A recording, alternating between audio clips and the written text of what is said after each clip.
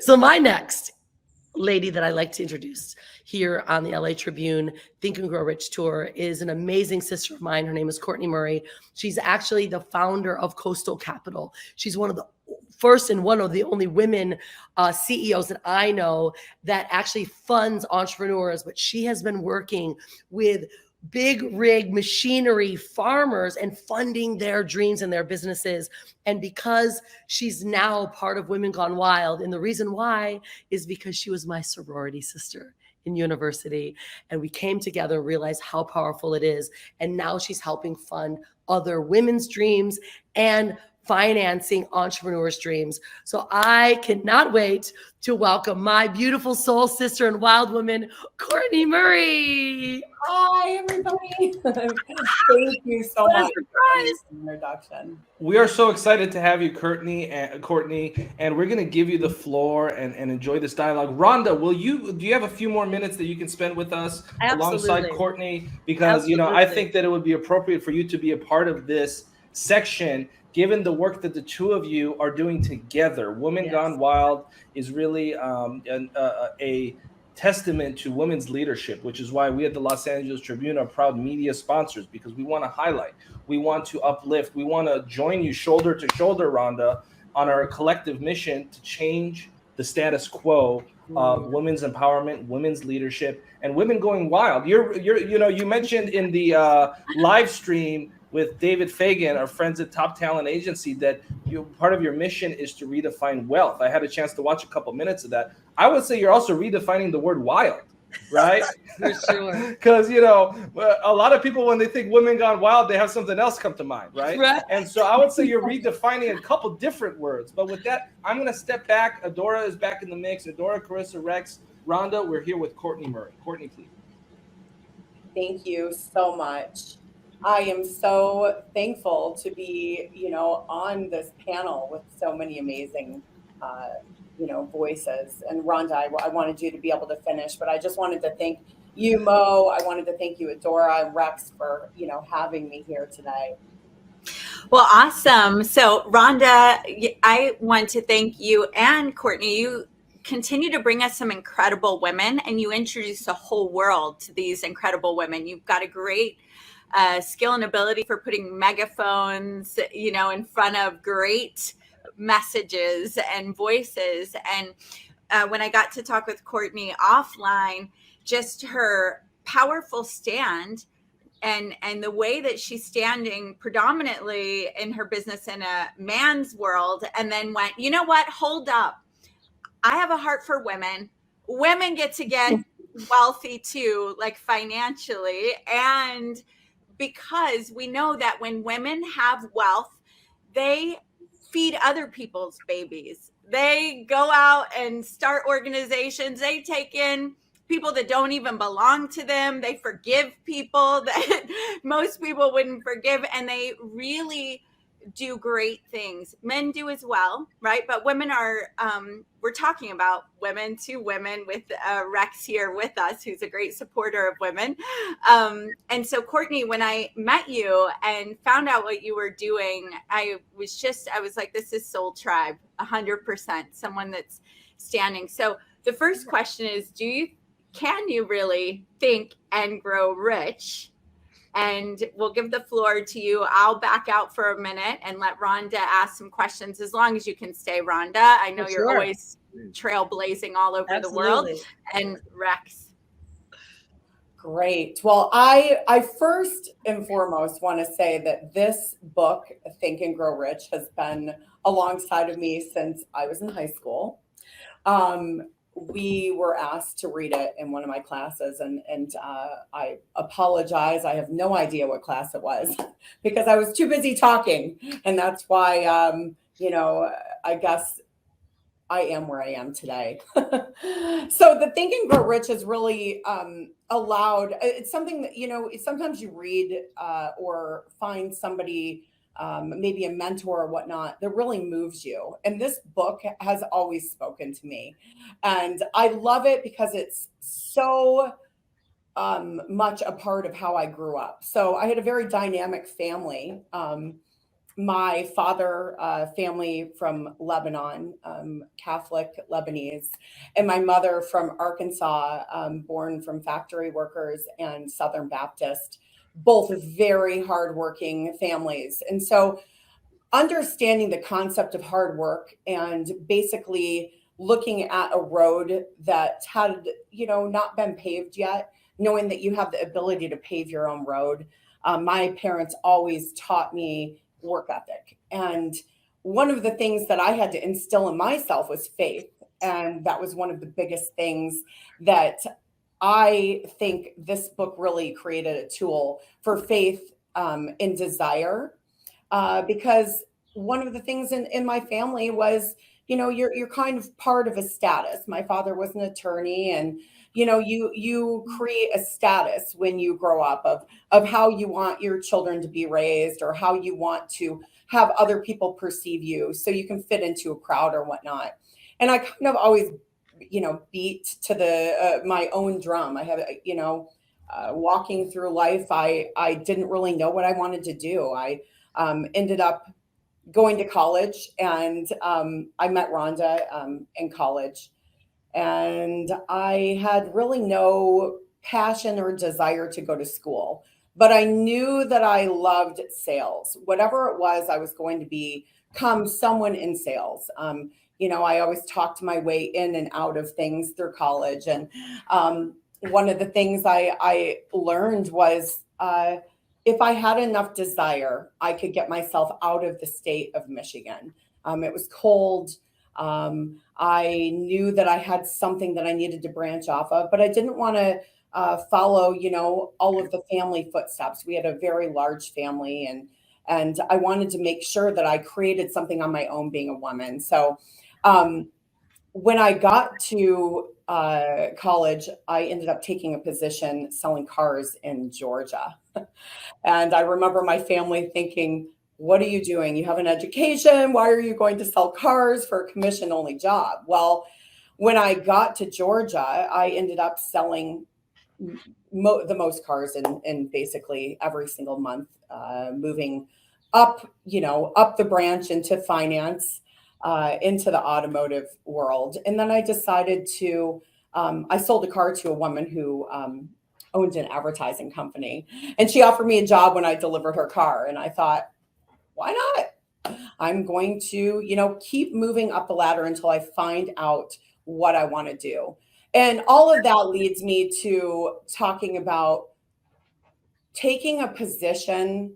From that position, I was paid very well. I was in my early 20s, and would have been a job of someone's dreams in this advertising marketing. Steady pay, had benefits, it had everything you could possibly think of for a 20-year-old right out of college. And what do? I jump ship and I start going to door-to-door sales.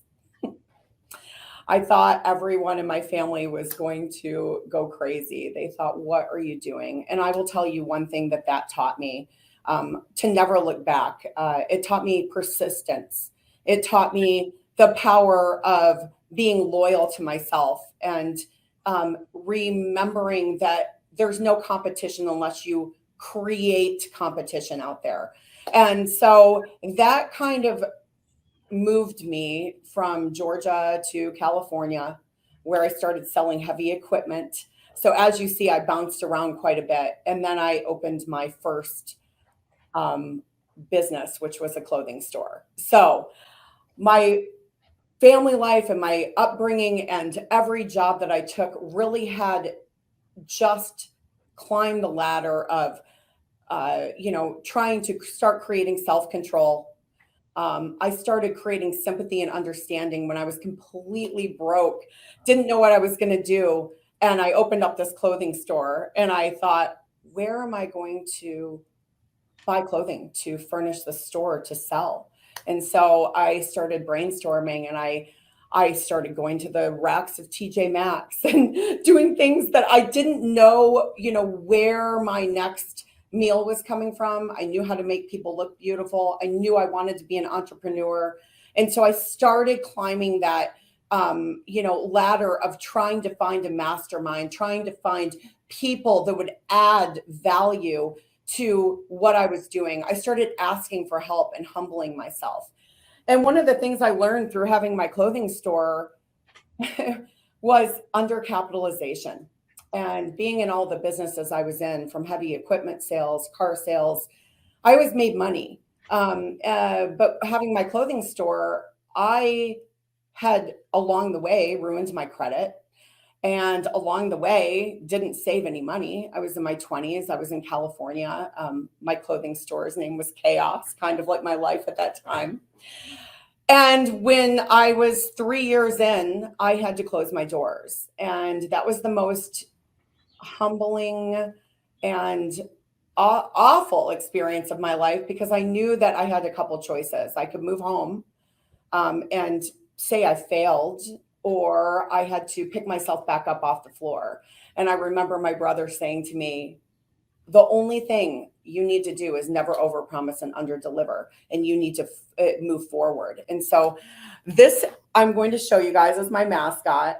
It is my rhino, because they have thick skin and they don't walk backwards.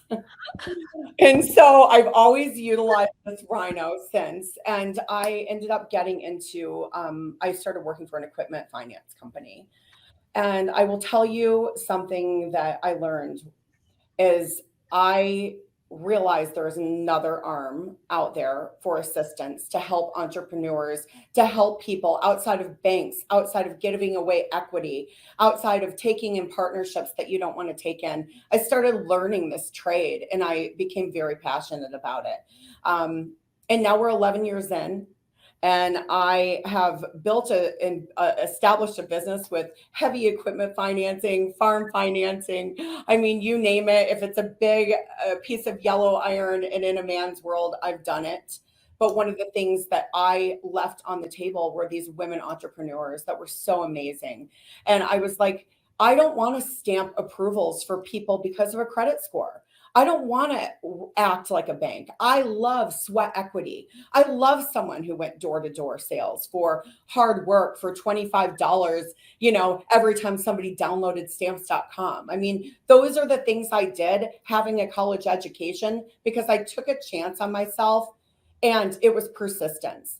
I literally took a chance and believed in myself. It was brain power. It was the power of the mastermind, a power of not listening to the negativity around you. And that's why this book is so passionate for me. The Think and Grow Rich, it's a way of living. It's not just a book. It's not just principle. It's a way of living. If you take the positive in everything that you do, you're going to create positivity. If you are thankful every day, there's going to be thankful things happening to you. When you become a partnership, don't put in 50% and 50%, put in 100 and 100. I think that there's so many things that women leave on the table, because we as women, we have to be feminine, but to be able to move forward, you have to have your masculine side out. And I think that masculine side doesn't humble itself very often. And so if you can reach out and find the right arms of help, the right masterminds, and create the persistence even from failure, I think that you have a long, prosperous future ahead of you. And we just wanted to be able to, when Rhonda and I collaborated this last year, we thought, what can we do to bring this gift to these women? Wow. Can I ask a question? May I ask a question? Of course. Both of you, actually, of Rhonda and of you, Kortney. And they said, I love women, and I do, because most of the primary influencers in my life have been powerful and positive women, from my first acrobatic dance class at 3 and my first acting class at 4 and going on kindergarten. But and I think this is going to be true of men too, but I want to ask it about women. You think that when Rhonda said, the bitch part of being a leader, that people are afraid to step into their power, or if they're afraid that they're not going to be voices heard, is when they're more likely to be a bitch, or a man is more likely to be toxic, because they're they're more concerned about the fear element or the not succeeding element. But the people who've come into their power are the ones who relax into their power and then are able to live from that and from the positivity. And then they can include everybody, because it's not a competition driven thing. It's a we're all in it together collaborating thing. So can you both speak to the power of women in that regard? Yeah, no, I agree. And I think this is what the beauty is that, when powerful women come together, the world does change, right? We give life, but more importantly, it's because of the type of energy that we can bring. We all have our role. And I think that the more now I'm seeing, especially, I believe that these last 2 years were a blessing to all of us, because we all had to step back and get really clear. We couldn't move around too much. There wasn't a lot of external energy around us. And we got to really look at ourselves and see, who do I want to be and where do I want to go? And I do believe that when women start to really recognize that it's about lifting each other up, right? That more can happen, and actually more wealth comes from it. And that's what I'm recognizing. I mean, when Kortney and we came together, and she's in the book, and, she said, Rhonda, what if I could start financing the book? Like, you do a huge thing. Like, we do billboards, and they're published in multiple publications and magazines. LA Tribune publishes our ladies. And then it's like, there's so much. She goes, what if I could just help fund this? Because not everyone might have the pocket cash, right? But they want this and they deserve it. And then that's boom, look at that collaboration. Now we've just changed other women's lives. So for that, I see that it's like, once we just move out of that space and start opening us up to collaboration, look what happens.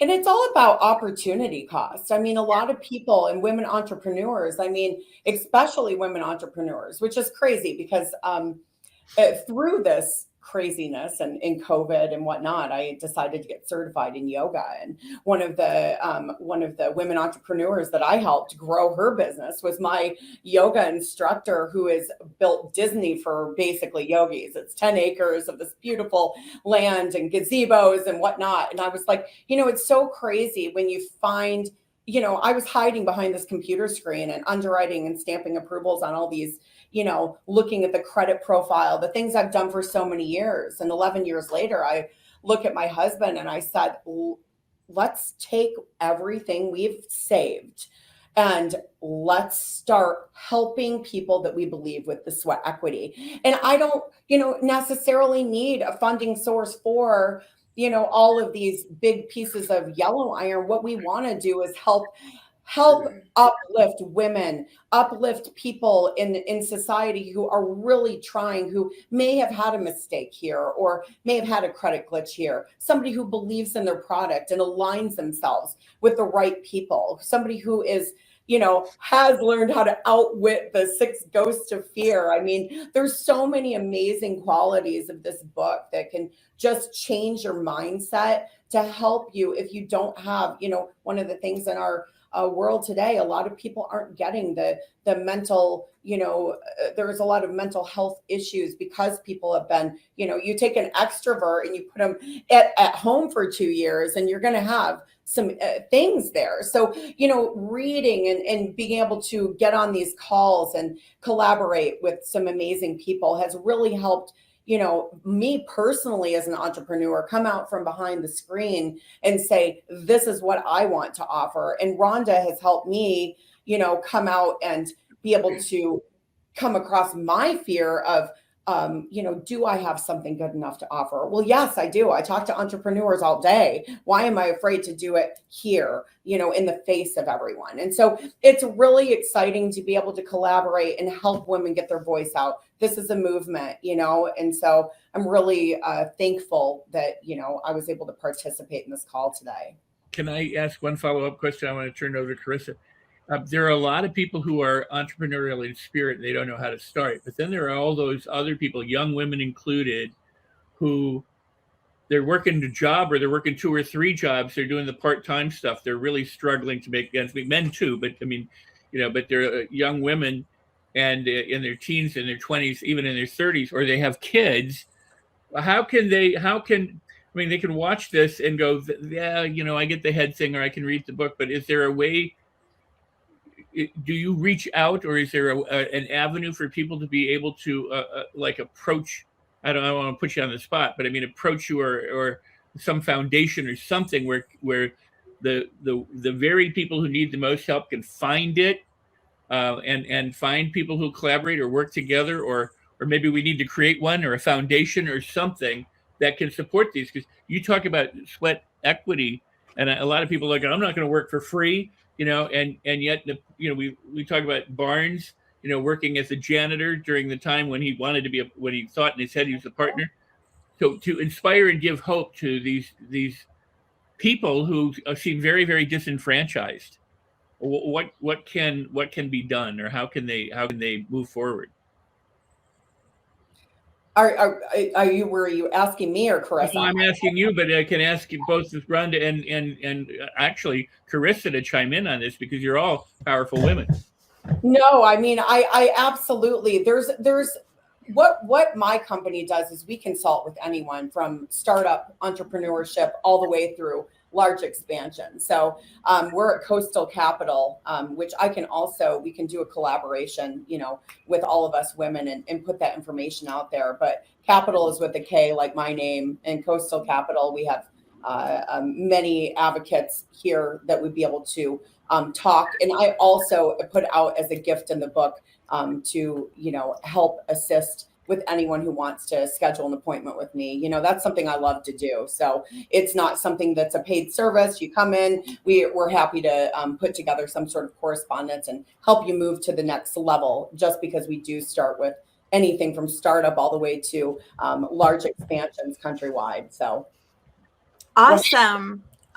So I know, Kortney, that we may have said this is a panel, but I want you to know you're the star of this section of our show. So, when you're being so polite and passing it off to other people, I want to let you know that we're here supporting, pulling out your gorgeous wisdom. So you are a real example of going the extra mile.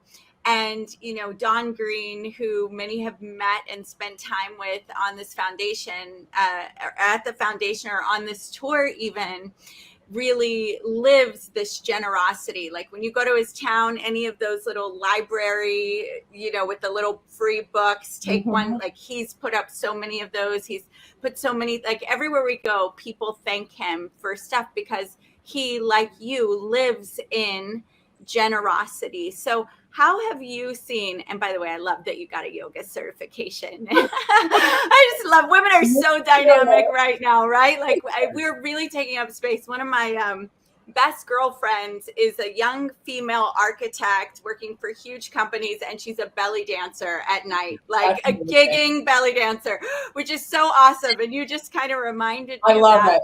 And speaking of women gone wild, it's like, we're done with these compartments that must live in. I think all entrepreneurs kind of feel that way, like we get to do things and be all of ourselves. So how have you noticed that being in generosity has actually impacted your financial bottom line and the financial bottom lines of the women and people that you help? I love that question. And it's the reason I love it is because I don't have children. My husband and I do not have children. And one of the things that we decided, those were Rex's children. Go ahead. I was like, they were not happy I didn't have children. But we talked together about what can we do to contribute to other children, to other people's families. Just because we don't have children of our own doesn't mean that we can't change other people's lives by not just creating help for assisting entrepreneurships, but creating jobs, creating space for, I actually have some interns coming in to help. The creative mind of the young is so unbelievable for me.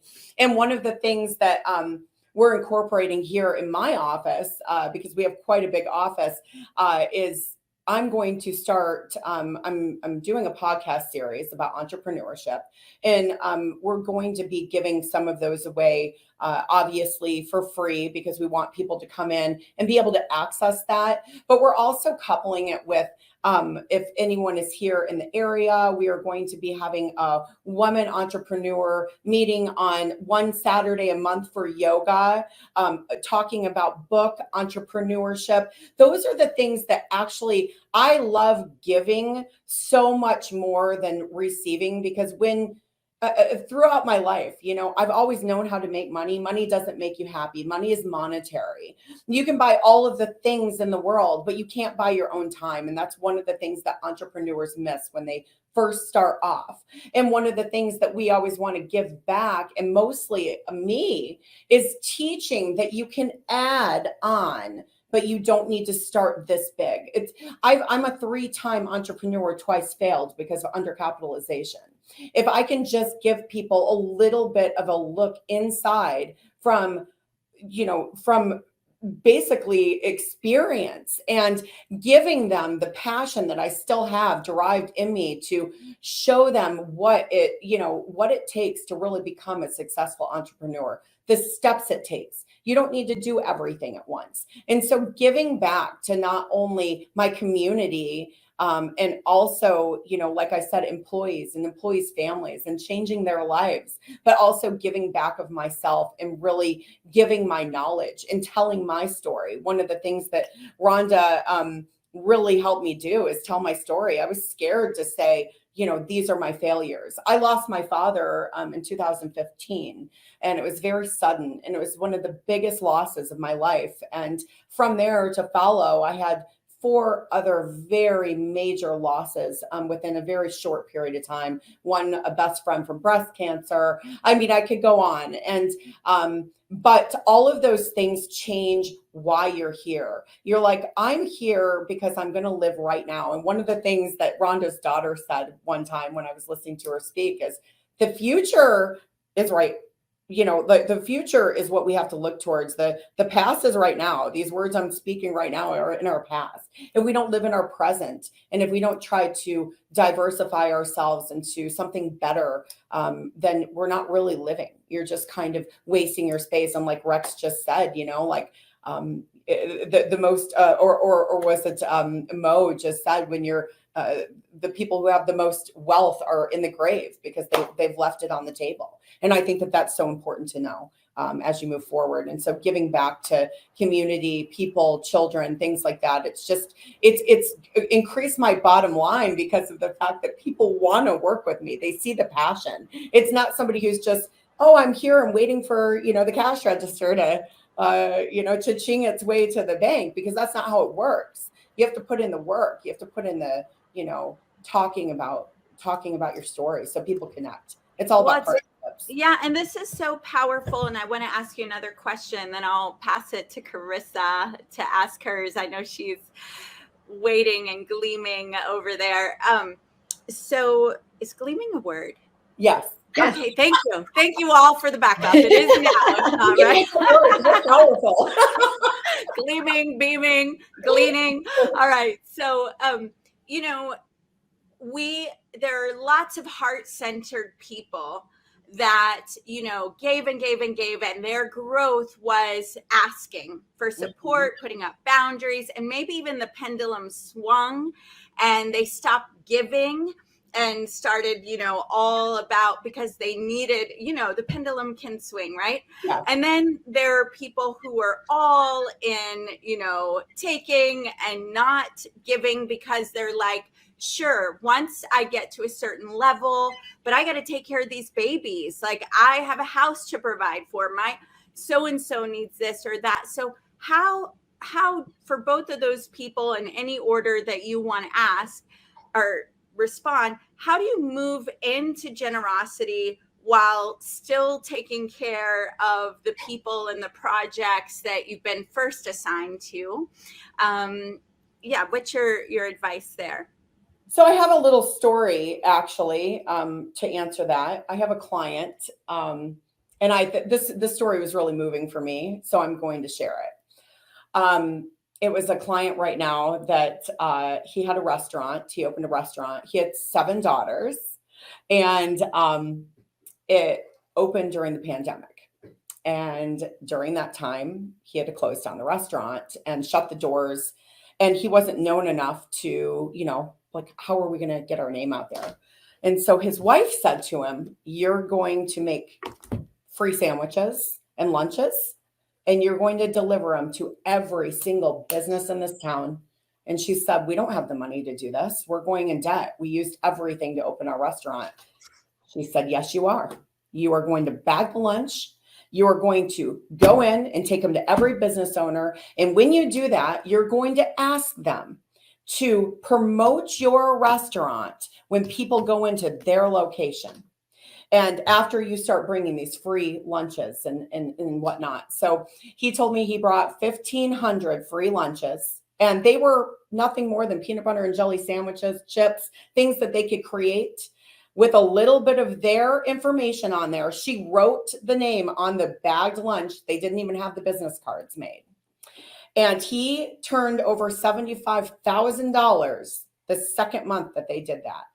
They had 7 daughters, 2 in college. He's telling me the story. I'm getting chills because right now we're helping him finance a huge vacuum truck, which is kind of funny, which is in California because he lives in the septic area, and septic is a big, so he was making enough money to actually brand himself and go in on another business. And so we get to learn with our clients. And that was something that moved me so much about somebody who is struggling and not, if you give, just remember, it's just like when you're hot and you have a bunch of, maybe you have a sweater on or something, you're taking it off because you're hot. You're giving it, you're getting rid of it, right? You're not taking it in. So taking creates less space. It creates less space for opportunity to grow your mind. It creates less space for everything. I always think about my shoulders, like how much weight I carried on my shoulders until I started outsourcing some of my work.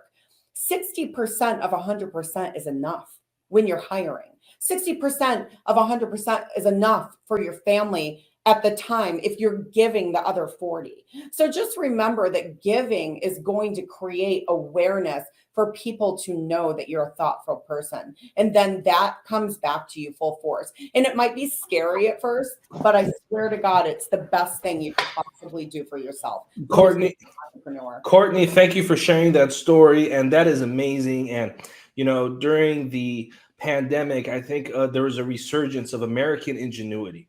Right. Yeah. We as Americans have historically always risen from challenges. And I think this was our generation's test. I see that Rhonda Swan has been, and thank you, by the way, Rhonda, for being our guest celebrity co-host. I'm curious, Rhonda, if you have a question for your friend Kortney Murray. Yeah, Kortney, I love her resilience and who she's become. I'd love to ask you, Court, what are the things what is probably one of the biggest failures that you've actually had that have become one of your biggest gifts? Oh, wow. It would have had to, one of my biggest failures was my clothing store. And it has created this gift of coastal capital. I always call it chaos to capital because the clothing store failed because of, again, under capitalization, but it was really knowledge. And it was also having, I'm a business owner, I'm in my 20s. I had too much pride to give up and humble myself to ask for help. Even when I was suffering, I didn't want to ask my parents. I didn't want to ask my friends. So I would rather go in debt and act like I had it. I drove a BMW, which probably was late on most of the payments, at the time. And so I had to sit and struggle. I had to write letters to the creditors. I literally did everything myself. And the time it took for me to turn my life around, I could have been giving to so many other things. And I learned such a hard lesson because a lot of people paid a company to do this and pay a company to do that. I didn't have that glory. I had a nice pair of shoes and I had to walk myself and to find my next, job. And then when I found this position, it wasn't just sales for me. It was an avenue to help entrepreneurs that had suffered just like I had. And it was me finding my voice. And that's probably my biggest turnaround from failure to success. Mm. Yeah, I love that. You know, and I love this question about giving, because I remember when Brian and I, when we started to travel, but we left with $12,872.62 left to our name, with a vision and a vow to never put Hanalei in daycare. And we were rebuilding ourselves. And we went to Fiji and we met this Fijian team, and they had, you know, no money, and they made it to the rugby team. They made it to the finals, and they're asking us, thinking like we've got all the money, right? Because we're this family that's living in this $20 a night hotel on the beach, right, in Fiji. Little did they know we really didn't have much at all. And they asked if we could sponsor their uniforms. And my husband still has it in his wallet. We said, sure, we can help. We're thinking a couple of t-shirts, right? Maybe $300-400. They needed full uniforms, and the bill was $3,000. And the day that we had to order them, we had to put half down. Brian shows me our bank account on, you know, on the digital, and we just had $2,000 to our name. We had to give him $1,500. He still has the receipt of the $1,500 that we gave them, and it left us with $500 in our family. You know what it did? It brought so much. I mean, it's the karma, right? It's that the reciprocity. It just, boom, it just kept coming and coming. And we'll never forget that. I told my son, I think we need to laminate it, because it's literally like almost into pieces. But it's our remembrance that you can never have too much. You can never have too little. And no matter how much you have, give. Because you can't leave with it. That's it. You have to leave with a legacy, whether you have children or family or whatever your motivation is. You can become someone's mentor. You can become that safe place for someone who doesn't have a safe place to grow up, or family setting or whatnot. So I believe in that full force. I mean, there's times that I've looked at my bank account when I was getting married, and, you know, now those are not my struggles. The struggles are, how do we get our voice out? You know, how can we change other people's perspective and entrepreneurship and growth and voice and things like that. And that's why, you know, like how to outcome outwit the 6 ghosts of fear. I think that's such a great chapter in this book. And, you know, that's something that we all have to. Will you hold that copy up again? It's so beautiful to see an original Napoleon Hill. Yes. Did any of you see the phone cover that matched that in Don Green's pocket the other day? Next time he comes up, I was trying to ask him, but it looks just like that cover. It was so cool. To add to this, and then really, Carissa, and I'll get out so you all can. I'm loving this conversation. I remember a time feeling called to take care of my parents' rent several months in a row, which is really low. They're in a little tiny town in Parsons, Tennessee. And I remember walking and hearing and Spirit will always take care of me, whether I realize it or not. And I hadn't even done it yet, and got a message from my partner that our rent was paid 3 months in advance, which was so crazy. It was like I hadn't even done it yet. The intention was there and I was aligned with it, but it was almost like Spirit or God or infinite intelligence going, I'm going to lead by giving first. I'm even going to show you how much this principle has power. So I love that you shared your story, because it can feel so scary, especially when you're caring for other people, animals, children, and as women, we want to fiercely protect. It can feel scary to not know, but it really is in that flow that you're talking about, that Rhonda's talking about, and in generosity that the doors will open. And we're not making any income claims, all right, here. So, pay your rent, take care of your babies. These opinions they're purely my opinions. They're not held by the Los Angeles Tribune or the Napoleon Hill Foundation or anybody else. I need to disclaim my own statements. Yeah. There we go. Yeah.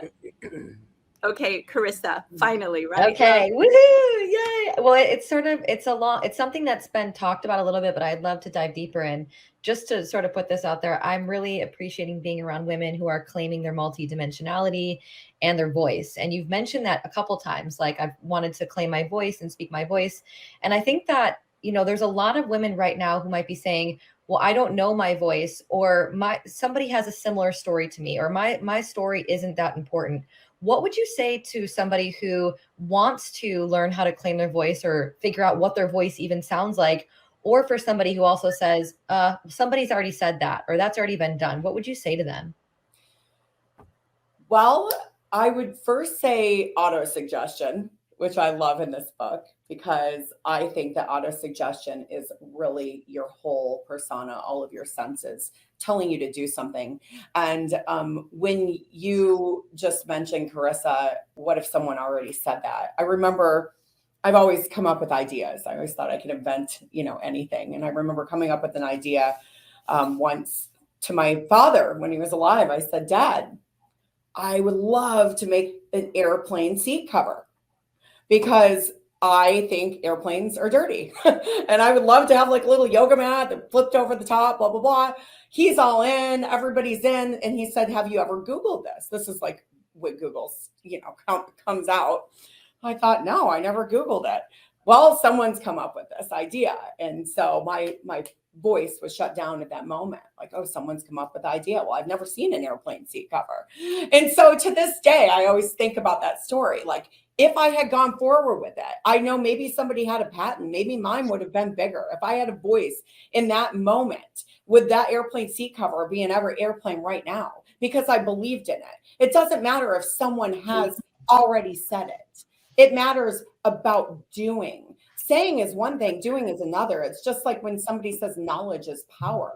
It's applied knowledge is power. Knowledge does nothing unless you apply it. So I think having a voice, always trust your instinct. Always go ahead and have your voice. I mean, obviously there's a society that we have to maintain some sort of composure in, but always have a voice if you believe in something.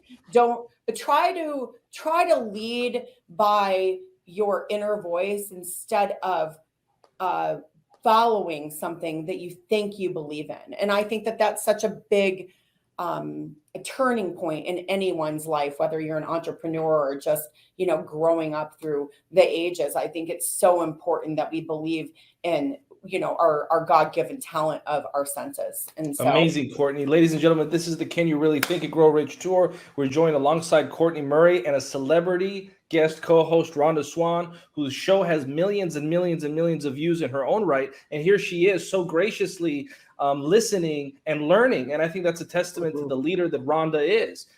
She's always learning, right, Rhonda? I mean, we can always listen, we can always grow, we can always learn. Even if you have a reach of millions of people, you still are a student at heart. So I want to give the floor to you, Rhonda, to ask Kortney a little bit about the chapter that she recently contributed in Women Gone Wild. What was that? What were the takeaways and the principles? Because we want to be principle orientated. We want to focus on take-home value. We want to focus on success principles. So what was the principle that you gained from that chapter that she wrote, Rhonda? And then let's have Kortney do a deep dive into it. Please, Rhonda. Yeah, I mean, Kortney, obviously she's sharing her story, and a lot of what she's saying is what she's implemented into her chapter, and it's about undercapitalization. I mean, I think that's our biggest failures that takes place. And, that's one thing, especially with women, and why I love working with women, because half the time women that I've worked with, they didn't feel that they were good enough. And because of that mental mindset, they also were undercapitalized. They didn't ask for help. They didn't go for it.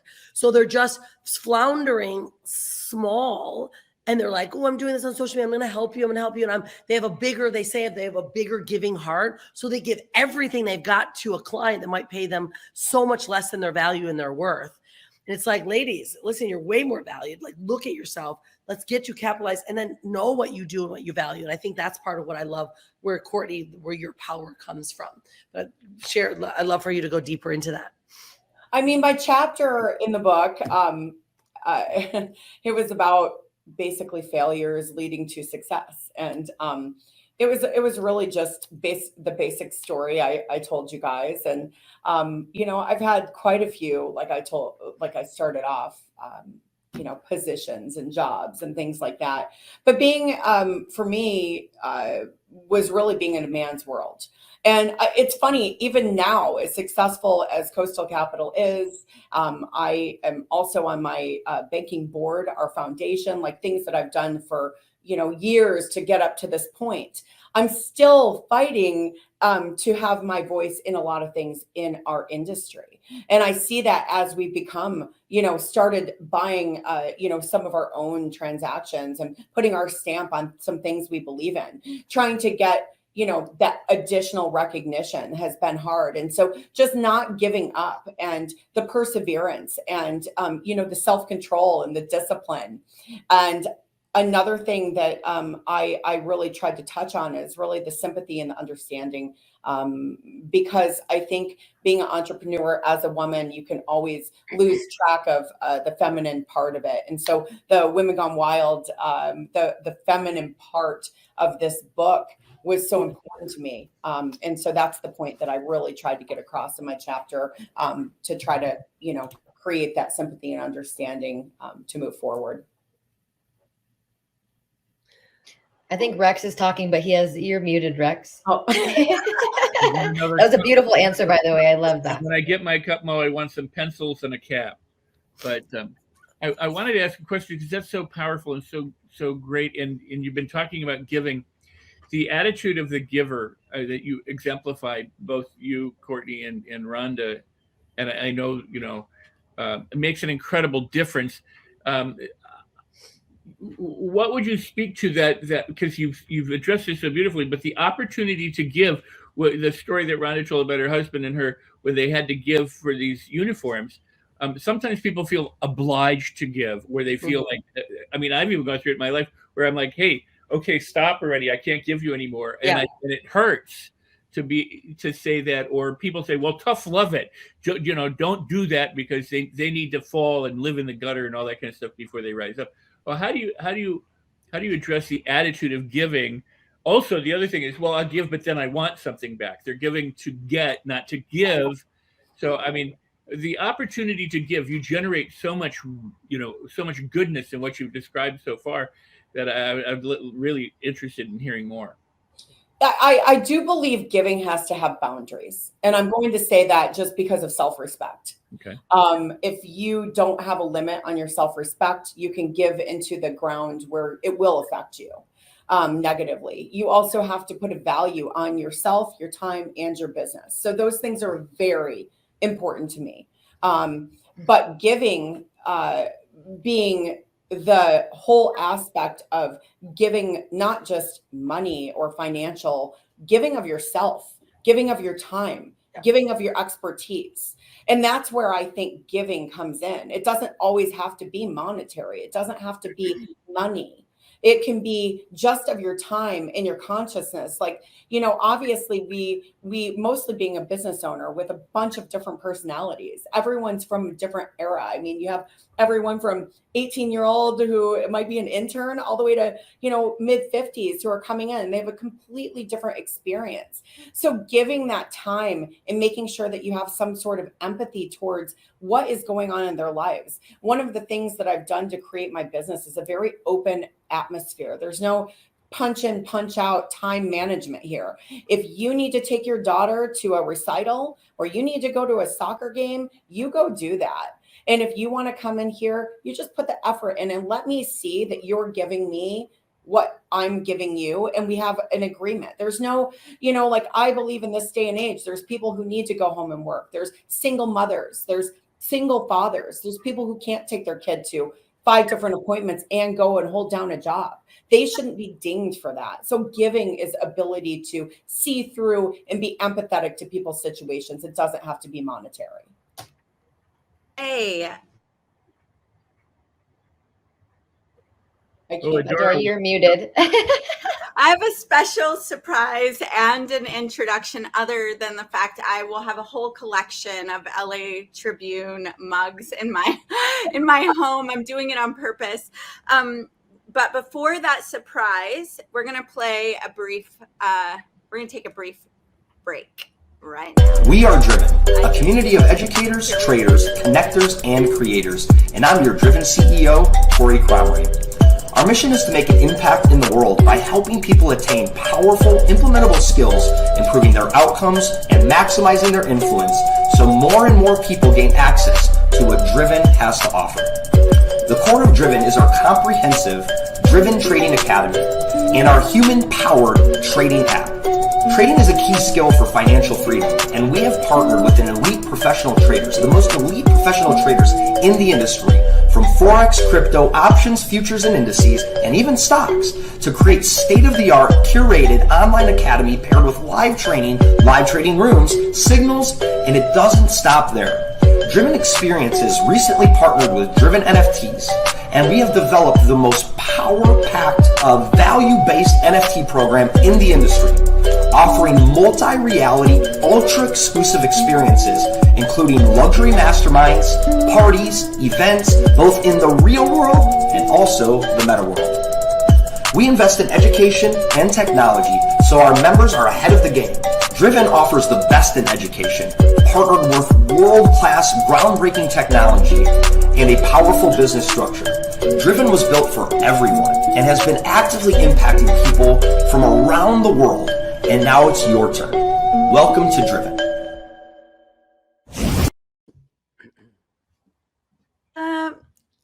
Awesome. So, ladies, there's an introduction before we wrap up your time, because we've kind of gone over because this was so great. There's an introduction I was going to make anyway, and I want to make it live. I was able to pull her in. She's one of the top traders in the world, living in Ghana, worked on Wall Street, like she is fire, pure fire, your kind of people. So we'll give her a more formal introduction. Miss J, you are on screen. I don't know if you see us. I want to introduce you to Rhonda Swan, Kortney Murray, Carissa Johnson, and just give you all a moment to talk about, Miss J, tell us a little about yourself so they get to know why I'm so excited to make this introduction. Wow. First off, thank you so much for inviting me to be a part of this. This is absolutely incredible opportunity. And, it's great to see you again, Adora. It's great to be on the screen with you again. And it's lovely to be connected to you wonderful ladies as well. So real quick, a little bit about myself. My name is Miss J. My background, I'm born and bred in the UK of Ghanaian heritage. I'm actually back in the UK at the moment, but I am in between Ghana and the UK a lot. My background is in the investment banking industry. I spent over 12 years in industry altogether. That is making me sound pretty older than I probably am. But yes, I have spent 12 years in industry. I've worked with some of the top tier 1 investment banks globally, worked on the consulting side as well. And ultimately, for me, I was able to have access to an industry that taught me how powerful the skill of trading is and how powerful understanding economics and understanding the financial markets can truly help you achieve certain goals when it comes to your financial targets. And about 5 years ago, I decided that I really wanted to hone in on that skill set and really learn a skill set that I can ultimately make an additional stream of income from home. And now, I'm fortunate to say that I've been able to master a strategy that I've coined called ZAP strategy. And it's something that I've been fortifying for a number of years now. And I'm at a position where I can share and teach that to others and seeing some incredible results because of it. So that's a quick high level wrap up about myself and what I do.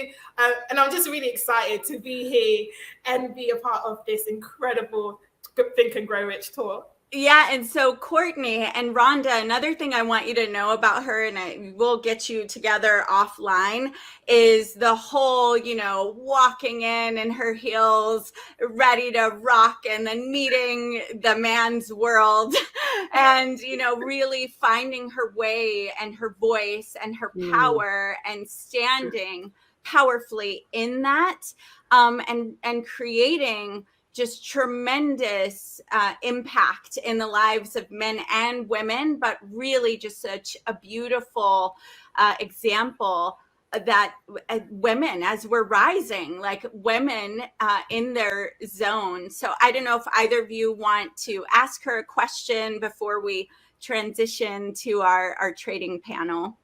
Oh, so it's so great to meet you, Miss J. Thank you for that. I love women that are just stepping into industries that were, I guess you could say they're rather non-traditional. What could you say for you during your journey into the financial trading industry? What were some of the struggles that you faced, and how did you overcome them? Wow, that is like a loaded question. I know, right? But what is like one of the biggest? Because as a woman, though, right? Because as a woman, these are things that I think that we do need to highlight for others, because other women might think, oh, that's only happens to me, and it doesn't happen to these other powerful women. Well, ultimately, I came into the industry with a bit of a naivety. I grew up with my parents instilling with me the concept of hard work. And, I came from a mindset of meritocracy. You do the work, you get rewards, right? Like, do the work, you get rewards. Let your work speak for yourself. And I realized very quickly on in my start of my journey that that's not always the case. And ultimately, you are in an environment that ultimately will highlight your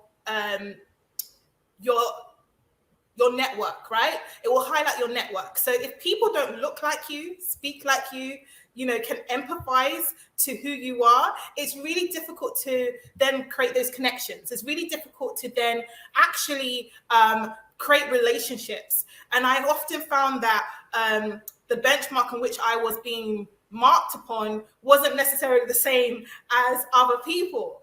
And it was frustrating, and it did knock my confidence a lot. And even when I would do everything that I thought I needed to do, everything that I would ask my mentor, what is it I should be doing? Everything I would do, and I was still not getting the results that I wanted. I realized that something had to change, and for me, actually, that came from me having a breakdown. I'll be very honest with you. I think after 8 long years of not really getting as far as I wanted to get to, of having, pushbacks after pushbacks, not getting promoted, I was embarrassed. I felt that there was something wrong with me. I felt like I was incapable. All of those self-doubt that feeds in, and ultimately that spirit inside me, which I grew up with the idea that, oh, I can do everything and anything I want to do. It started just dying down. That fire just started dying down until I wasn't recognizable to myself. I would put on a facade when I go into work. I was still me, but a version of me, not really fully me. I didn't feel like I could be completely myself in this environment. And ultimately, for me, it taught me some really, really powerful things. I walked away from that space understanding my resilience, my ability to be in an environment that may not necessarily been designed for me, but I learned so much about how to read people, how to work with completely different people. These are skills that, although it may have not been the best scenario, I really, really was so appreciative of it, because it was tools that I put in my arsenal so that when I finally decided to follow the journey and follow the direction that was right for me, I could use those tools and things that I learned in an environment that was very, very, hard and difficult. And ultimately, for me, I feel like that's what's really made my journey to where I am right now so incredible. And I wouldn't change for the world. It wasn't easy, but I think if I had not had the experience that I had in terms of going through an environment that was so difficult, going through an environment that tested me, going through an environment that had to force me to come out of my shell and learn how to adapt and move, then I would not have had built the toolkit and the resilience to be able to go for my dreams. Because for me, what I found in that experience was that I had the tools, I had the skills, I had the passion, I just wasn't putting it in the right vehicle. And when that right vehicle came along, because I'd been sharpening that skill, it became so much more easier to, put into the right vehicle and really come into myself. So yeah, I would say if you are someone who is going through similar situation where you're in an environment that you think isn't really designed for you, you're in an environment that you think, no one really looks like me or speaks like me, and I feel like I can't be myself, know that it's a season, and that in the dark, that's where you really grow. And so use that to your advantage. Use that as an opportunity to really grow, but do not lose sight of who you are and what it is you're truly destined to do. And I promise you, those skills will be utilized in the right vehicle at the right time, and everything would have worked out for the better. Oh my goodness. Okay. Well, it is time for us to transition to our trading panel. And while I absolutely love being myself, I love you, your darling. accent. I love it. And I just want to play here a little bit. All right. All right, Rhonda, Kortney, thank you so much for joining us. We're going to bring you back on soon, and we'll connect you all offline. Kortney, Okay, thanks you. Ladies. Bye, everyone. Bye. Enjoy. Bye, everyone. Thank you so much for being here. All right.